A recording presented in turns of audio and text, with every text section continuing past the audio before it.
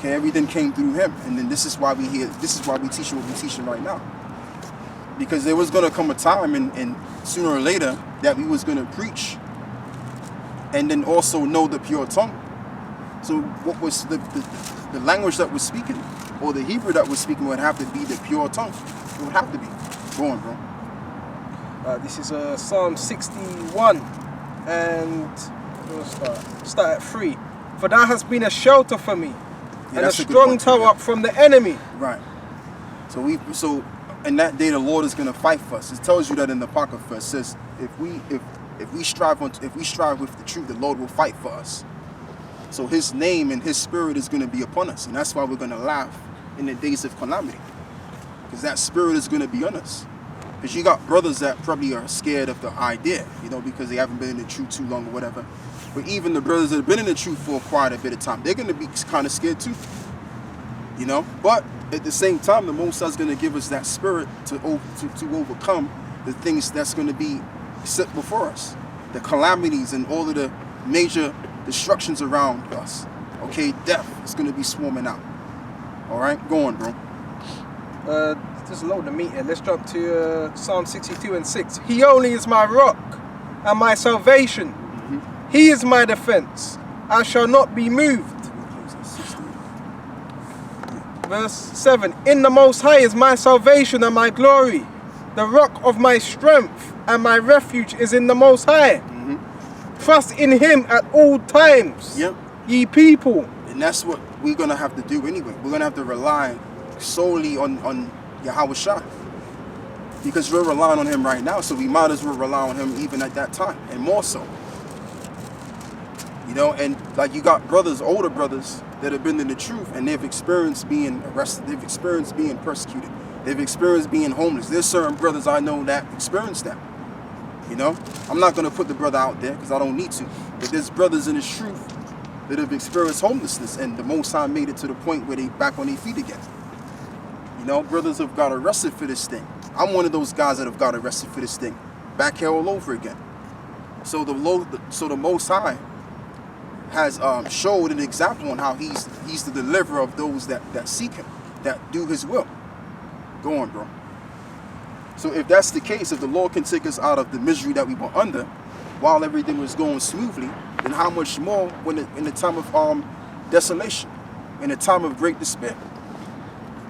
Again, pour out your heart before Him. The Most High is a refuge for us. And we are pouring out His heart before Him.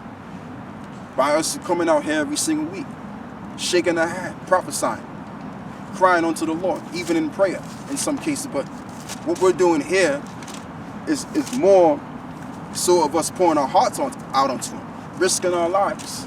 Anything could happen to us. Like we were once on the King's Cross. You got all kinds of people walking throughout that area. You got people that are bucked out their mind, or people may have ill intent. What was it? You got a preset? No, I'm sorry. Because there's two parks. You got another park over here too. Oh, come. But I'll still edit it out though. No, I'm just going by.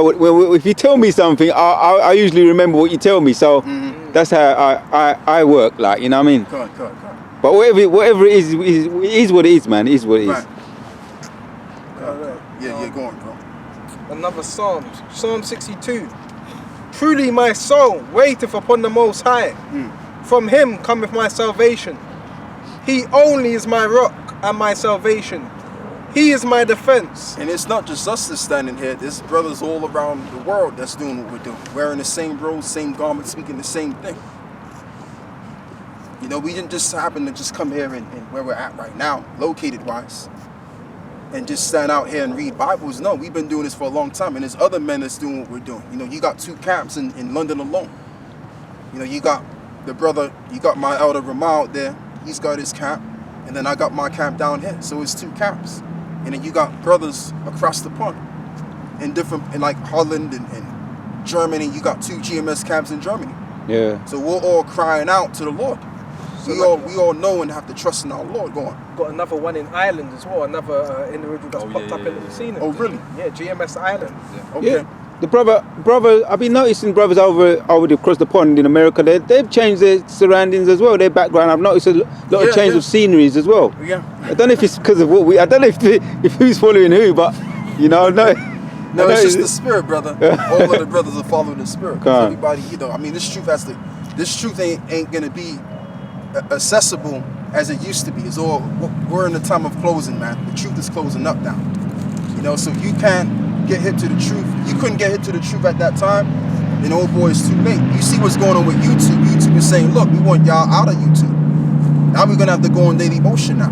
Come on, bro. This is Jeremiah 13:10. Therefore fear not, O my servant Jacob, saith the Lord, neither be dismayed, O Israel. Yeah, so we have nothing to be afraid about, because like I said, we're gonna only be the ones that's going to know why these things are taking place, why the destruction is going to happen, and what it's all gonna lead up to. And the Most High, we know that it's written that the Lord is gonna help us out, so we don't need to fear anything. All we gotta do is let the Lord deal with everything, and we just walk by faith, not by sight. Go on. For lo, I will save thee from afar, and thy seed from the land of their captivity. Right, and that's in so many scriptures we can pull out. There's so many witnesses of scriptures we can pull out based on that, what you just read. So we know that we're going to be delivered from the lands that we would put to shame in and scattered abroad to Jerusalem. And we know the prophecy of modern day Israel today. We know what's going to happen to them according to Ezekiel, the 38th chapter. So in order for us to be brought back home again, they're going to go and enter into that war. The Russians are going to invade in their area, right? And drop whatever nuclear bombs they got on top of that. And then pretty much we're going to be planted back in that land again. And we're going to rebuild back the desolate waste cities in that region and also certain parts around the world. But the point of the matter is we know that we're going to be delivered when it's all said and done. So that's what we got to pinpoint and focus on. Go on. And Jacob shall return and shall be in rest. And Jacob shall return and be in rest. Who's Jacob? The people on the side here. That's who Jacob is. Because right now we're in a shitty situation. I'm gonna just use that word for now. We're in a shitty situation. So the Lord is gonna take us out of that situation, and we're gonna dwell in safety. We're gonna have our own kingdom. Okay, go on. And be quiet, and none shall make him afraid. And be quiet, and none shall make him afraid. So we're gonna dwell in safety. That's really what's gonna happen. We're gonna become the new superiors of the earth. That's right. Go on. That's it. I'm just want to get it. Yeah, this is Acts 4 and Was it 4 and 12? 12. Yeah. This is Acts 4 and 12. Neither is there salvation in any other, for there is none other name under heaven given among men whereby we must be saved. Exactly. So the only name that's going to be used and that brothers are going to be saved by is by the name that we have already. We already know the name, and we have the name of the Lord. And that's only but going to save us. And that's only going to but keep us still in the times of great despair, as I've said. Because people around here, man, they're going to bug out, man. Like I said, you're going to have people trying to look for children to eat. You know, you're going to have parents eating their own children as well. You're going to have women just selling their bodies so they can get by and seeking for protection.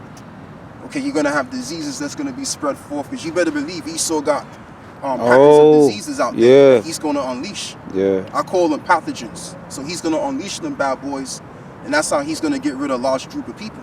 And then you're going to have famines in the land. Okay, you're going to have these trucks that normally store your food in the stores, and they're not going to have the ability to do so, because you're going to have also what you call hyperinflation, which what that means is when the power of the currency is deducted greatly, you can't buy and sell anymore.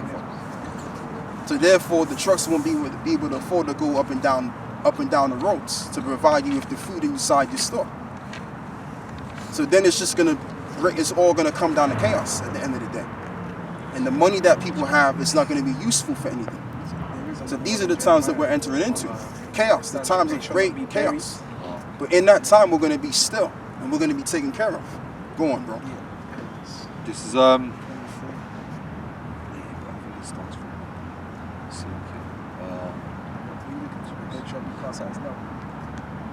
verse 17 actually. This is the second Ezra 16 and 17.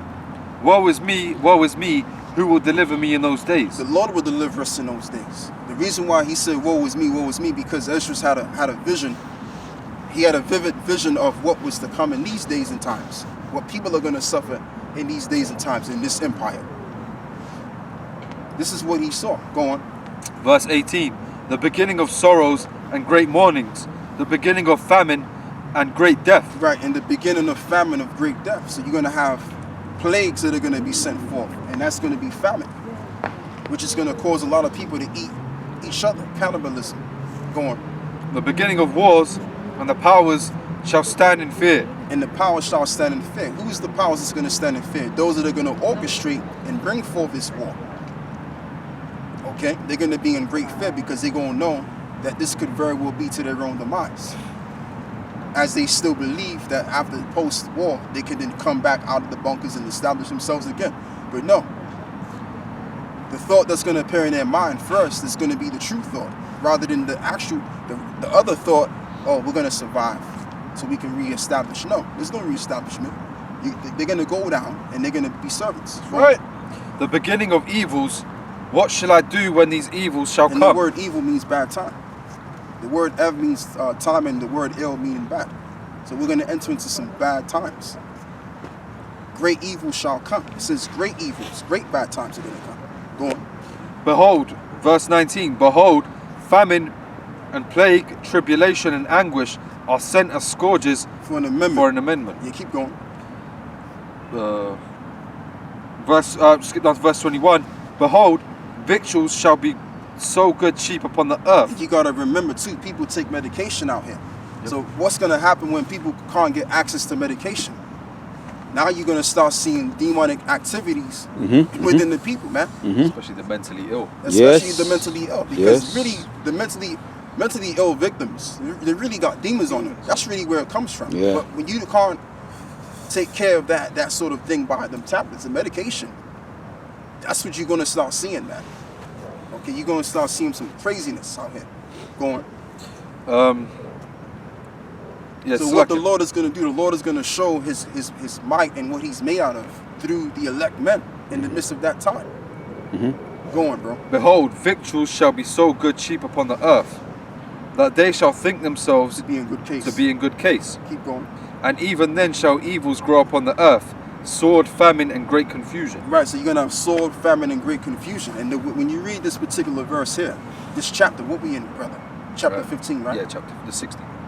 Chapter 16. This pretty much explains that everything is going to happen at all given one moment, because you're going to have people killing each other by different means. Rioting, people are going to be shooting each other, and then you're going to have this nuclear war. So that's the part of the sword too. You're going to have famines, and then you're going to have the sword. And everything else as it explains. Go on. Verse 22. For many of them that dwell upon the earth shall perish of famine. Right, so it says, many that dwell upon the earth shall perish because of the famine. So many will die because of famine. Imagine that. You see? But guess what? Doesn't it say in Matthew's the 6th chapter how the Lord is going to take care of us? So everybody's not going to die. It seems like everybody's going to die. It does. But that's not the case. Go on. Yes, lucky. So for many of them that dwell upon the earth shall perish of famine, and the other that escape the hunger shall the sword destroy. Right. Get me that in the book of Amos, the 5th chapter. You know what I want.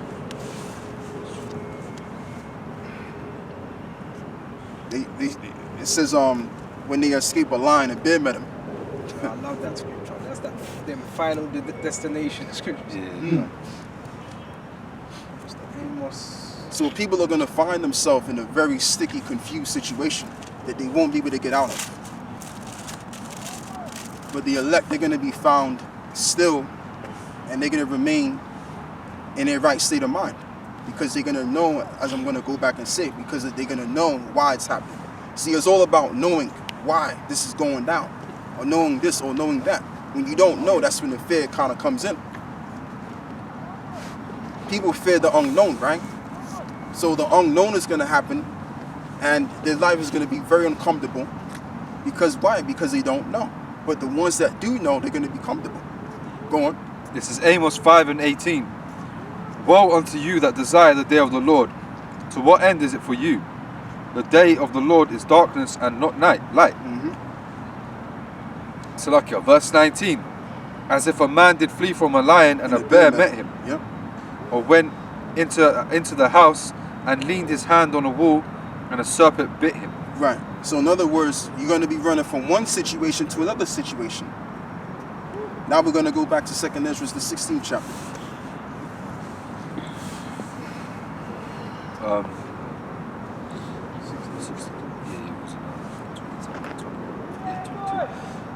It's like nowadays you got this immigration problem going on. People that have immigrated here, they're going to wish that they've never actually immigrated here. Okay. They're going to be looking to rush right back where they came from, quick, fast. Boats made out of plastic bottles. Yeah. It's like gluing them plastic bottles together. Yeah. But this is 2nd Ezra 15. It's like 16 and 22.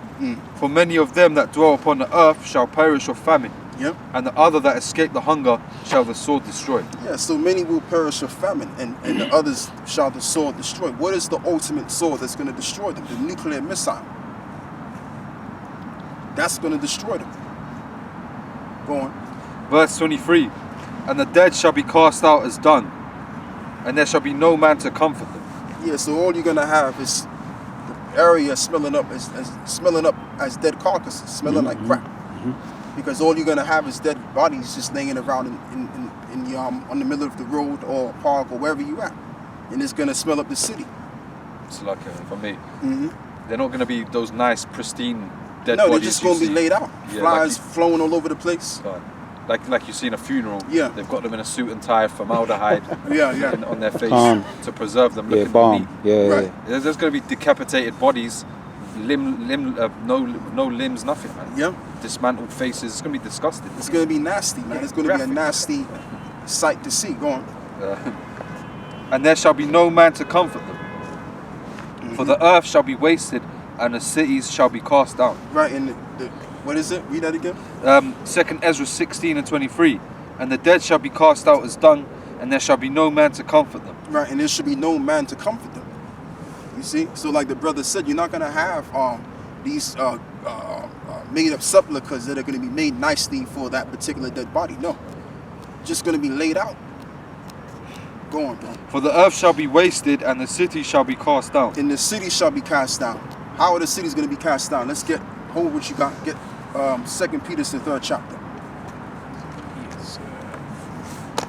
Where it says the elements shall melt with further heat.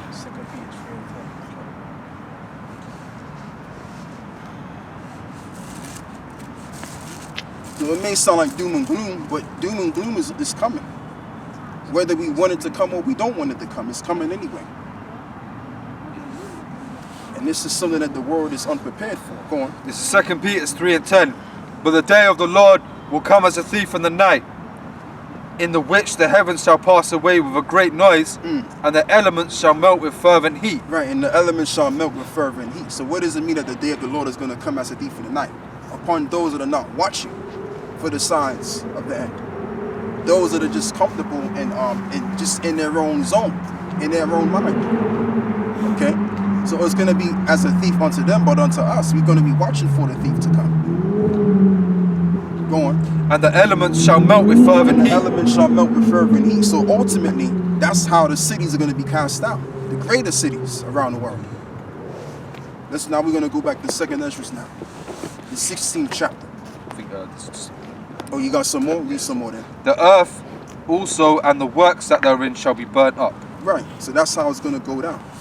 It's all going to be based on that war. That's going to brew up. This, You know, all of these political figures are preparing for war. So that's where it's going. And everybody's fulfilling their lot. All of these political figureheads, they're all fulfilling prophecy without them even, whether they recognize it or realize it or not. Go on. So may I bring the precept up? Yeah. We were just talking about the day of the Lord shall come as a thief in the night. This is St. John 9 and 4. It says, this is Yahawashi speak. It says, I must work the works of him that sent me while it is day. Yeah. The night cometh when no man can work. Yep. And it says, as long as I am in the world, I am the light of the world. Right. As long as I'm in the world, I am the light of the world. What world is he talking about? The world of Israel, the elect. So we have the light. Go on. That's all you had. That's all I had. Yeah. Okay. This is back in 2nd Ezra 16 and 23. And the dead shall be cast out as dung, and there shall be no man to comfort them. For the earth shall be wasted, and the city shall be cast down. Yeah. Verse 24. There shall no man be left to till the earth and to sow it. The trees shall give fruit, and who shall gather them? Right. So it says the trees shall bear fruit. That's how the elect are going to be taken care of. So you're going to have trees that are going to bear fruits and all kinds of stuff, and that's how we're going to eat. And we really don't know how this thing is going to be. The most I might even have a raven fly through and give you a piece of bread. You don't know. You know, go on. Verse 26. The grapes shall be ripened, and who shall tread them? Right. Well, you're not going to have anybody that's going to tread them and put them in the stores.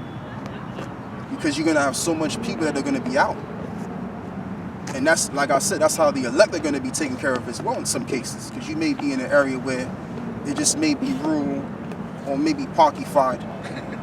And you see all of these fruits on the tree. So you'd be all right. Okay, go on. For all places shall be desolate of men, so that no one man shall desire to see one another and to hear his voice. And when you watch the film I Am Legend, Yep. that explains it right there. So why, and also why the Hollywood making these films about the end days or the famines and stuff like that? Because they know that scenario is going to take place. Those kind of scenarios are going to take place. But people are watching these shows and they thinking, oh, it's just a film, it's just a movie. Oh, wow, look at that. No, what you're looking at is what's going to happen in real life soon. Go on. You know, so you get some people that say, "Oh, what would I do in that situation?" Yeah. Thinking as if it's never going to happen. Exactly. Verse 28.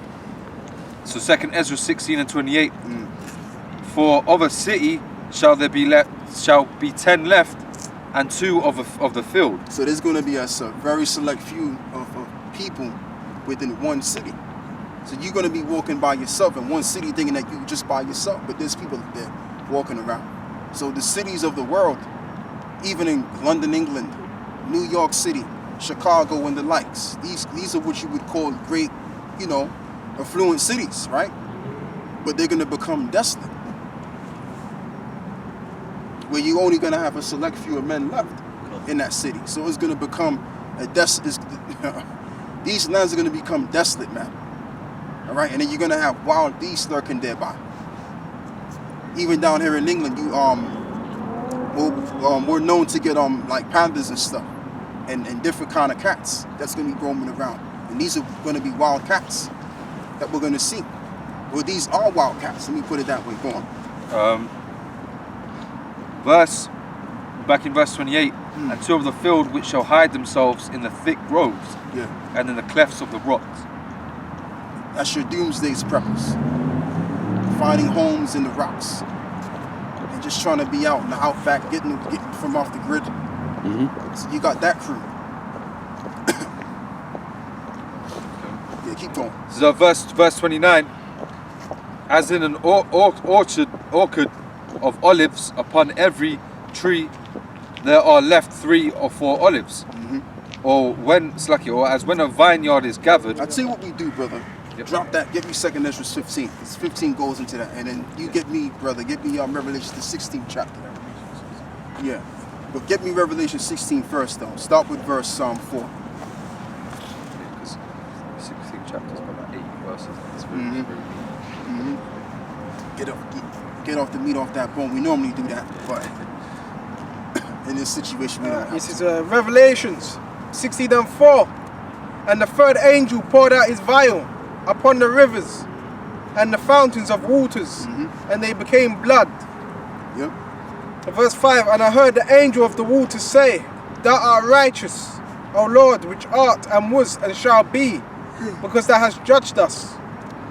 For they have shed the blood of the saints and the prophets, and thou hast given them blood to drink, for they are worthy. And I heard another out of the altar say, Even so, Lord, power, almighty, true, and righteous are thy I judgments. think it's Revelation 6, man. It talks about the red horse, the pale horse.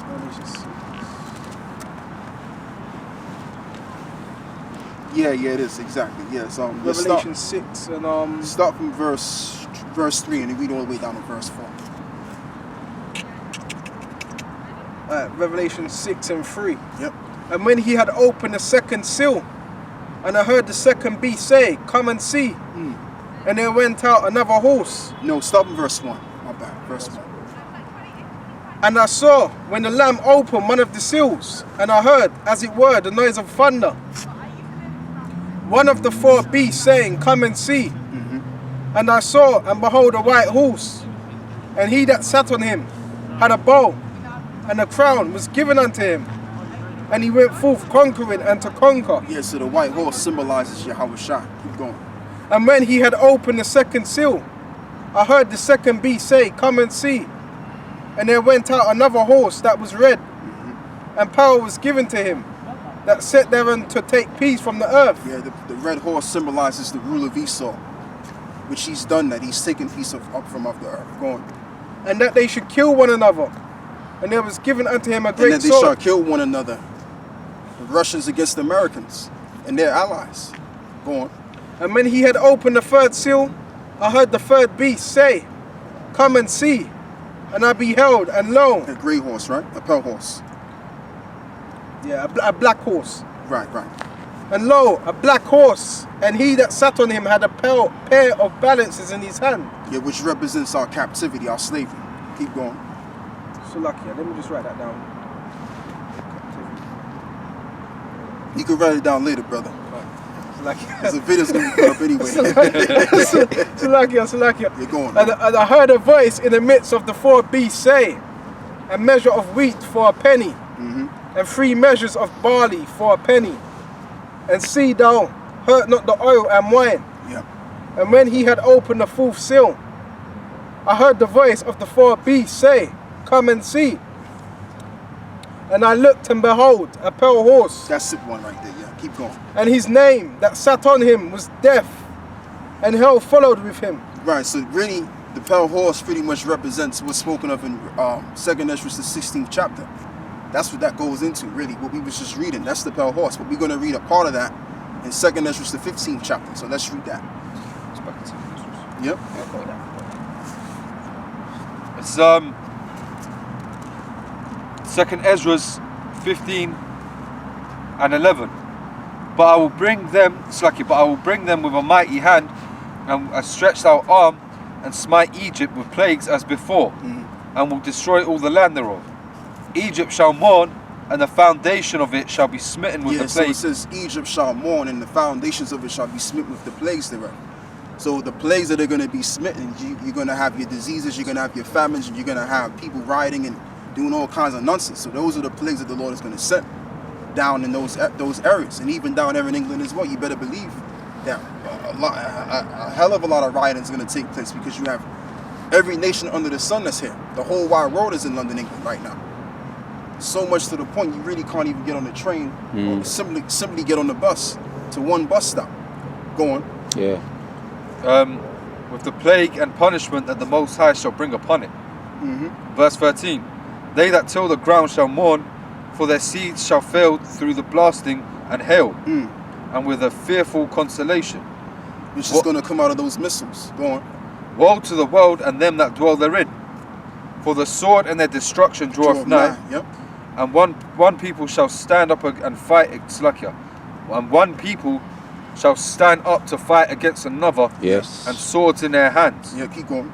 For there shall be sedition among men, and invading one another. Yeah, keep going. They shall not regard their kings nor princes, and the course of their action shall stand in their power. Yeah, keep going. A man shall desire to go into a city, and shall not be able. Yeah, keep going. For because of their pride, the cities shall be troubled. Right, so because of their pride, the city shall be troubled. So the most proud. So think about it, brothers. The most proudest cities are going to be the most troubled. Okay. That's why we just read in 2nd Ezra 16 that that cities are going to be wasted. Right. So the greater the city is, the more wasted it is going to become. Right. Go on. For because of their pride, the city shall be troubled, the houses shall be destroyed, and men shall be afraid. Yep, and men shall be afraid. You got these big tough guys. Yep. I think they're the tough guys, and you got those that work out and got every inch of muscle Even they even got muscles on their eyebrows. They're gonna be afraid, man. Calm. They're gonna be shit themselves on that day. Go on. God. A man, verse 19, a man shall have no pity on his neighbor, upon his neighbor, Yep. and spoil their goods. Yes, Salakia. Right, and take their goods. Meaning, because you like I said, we're gonna have not we, but they're gonna have a famine. They're gonna experience a famine. So when there's a famine, a national-wide famine, what do you think people are gonna do? People are gonna look to take each other's goods or food that they may have in their house. Okay, they may kick down their best mate's door. You may live next door to your neighbor, and your neighbor he smells something cooking in your house. He's gonna kick that door down and try to steal what you got. Go on, bro. It's lucky for me. Yeah. Yesterday I was watching, there was a documentary about doomsday bunkers and preppers on RT, and the guy was saying about how in them scenarios, when all chaos breaks loose, those rioters, they're gonna go to the city centres, but once them shops run out of food, once they've looted all the food from all those shops, they're gonna come to your house. Yeah. Once they've looted all the food in the supermarkets. Yeah. It's like, Yeah, and that's what's gonna happen, man. So they're gonna take the food, they're gonna take everything, man, and before you know it, there's just gonna be a lot of wars and uproars even amongst themselves. Go on. Just chaos, man. Straight up and down chaos. Go on. Back in 2nd Ezra 15 and 19, a man shall have no pity upon his neighbor, but shall destroy their houses with the sword, and spoil their goods because of the lack of bread. Yeah, and the word lack of bread, in other words, that just means a famine, or with the word famine means a scarcity of food.